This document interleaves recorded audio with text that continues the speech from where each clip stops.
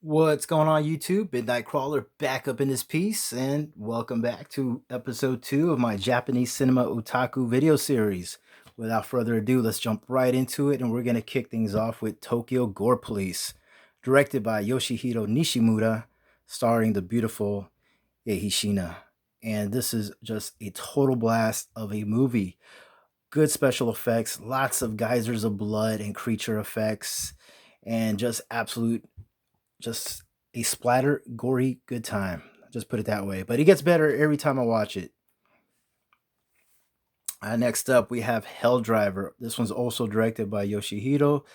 And while this one does run a bit too long, in my opinion, it's still a damn good time. Now, this lead actress, she's not terrible, but she is, you could tell she's a bit new to the acting, but still, nonetheless, a damn good time. You're not watching this movie for Oscar performances, you know what I'm saying? But this one also has Eiji Shina in a smaller role, but she plays a really cool villainess and just a cool take on the zombie genre.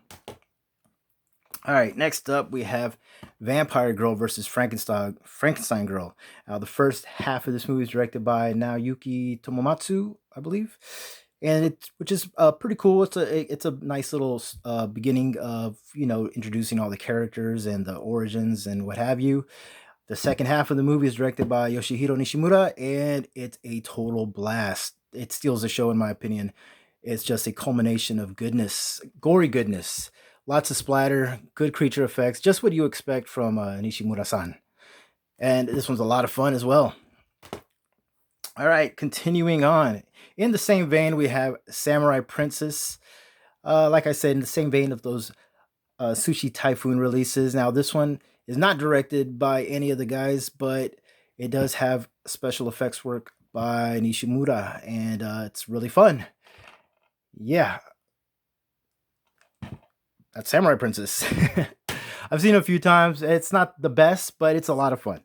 All right, Wild Zero, a cool take on the zombie genre, starring Guitar Wolf, who steal the show in my opinion. This is a nice culmination of punk music, motorcycles, guns, zombies, and a dash of blood. But just a total blast, man. Wild Zero. Yeah, definitely check this one out if you have not. All right, let's jump into some cheese. We have Deadball. Now, this is from the Sushi Typhoon series. And this one is directed by Yuda Yamaguchi, who also directed the first Meatball Machine, which is just an awesome movie, which I need to get for my collection. But Deadball, nonetheless, it's a fun flick starring Tak Sakaguchi, as you see right here on the front. And Tak is they're like in jail, and they start a baseball league against against the guards or something? It's been a while since I've seen it, but it's just zany, good fun, and just cheese, like I said. All right, speaking of tech, we have Samurai School. This one it's not only stars tech, but it's also directed by Mr. Sakaguchi himself. And this one sadly feels a bit like it lacks. It has some good intentions. It's a school where they go by the code of the samurai, and they take on, first years take on second years and third years, and there's like a relay event, where you take on other schools. But it just falls short in my opinion. But still, if I had to rate this for you guys, I'll give it a 6 out of 10. I'll just put it that way. All right, let's jump into something I watch every October. Evil Dead Trap. Man, this one just really gets me in the mood for October. I love everything about this movie. The atmosphere, the dash of sleaze they throw into this, the gore, the kills, the slasher feel, almost a giallo as well. And just the ending is just a what the fuck did I just watch kind of ending. And in my opinion, this also has the best eye stab in horror history. That's my opinion, but I'm sticking to it. Evil Dead Trap. That one is an October watch for me all the time. All right, next up we have Evil Dead Trap 2. While not as great as the first one, this one is grown on me immensely. The more I watch it, the more I love it. And this one, it's pretty damn solid as well, and features a what the fuck ending just like the first one. So I recommend it if you've never seen the second one. Now we're going to talk about an underrated gem in my opinion. Crazy Lips. Now, this is one I had never heard anybody talk about when it comes to like Asian horror. Japanese horror, you know what I'm talking about. And Crazy Lips just absolutely blew me away. Now, this one stars Hitomi Miwa, who had a small role in one of the early Ju-on films. And she is just, wow, the stuff they made her do in this movie, just your jaw will drop. But this one has all kinds of good sleaze in it, some zany, cool characters, lots of fun. Um, and just these situations where it's very uncomfortable to watch, but you want to keep watching. Yeah, Crazy Lips, underrated in my opinion. Highly recommend it if you've never seen it. This is one I just revisited last night, and it was only my second time watching it. Intros of a Beautiful Woman. This one blows me away how damn good it is. I mean, the sleaze in this is epic, dementedly so, and some good gore as well. A really cool head smash scene, head decapitation where the guy's left headless and his arms are flailing around. It just looks awesome. Cool creature towards the end, and it's really well shot. There's some really cool shooting sequences, like where they shot and they edited it very well.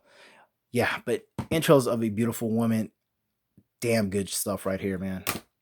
All right, let's jump into some Taro Ishii goodness. We have Japanese Hell. Now, while I said goodness, the atmosphere is excellent, and just there's this hellish world that they brought to life, and it really steals the screen when you watch it. It looks damn good, but it was a bit of a slow burn for me.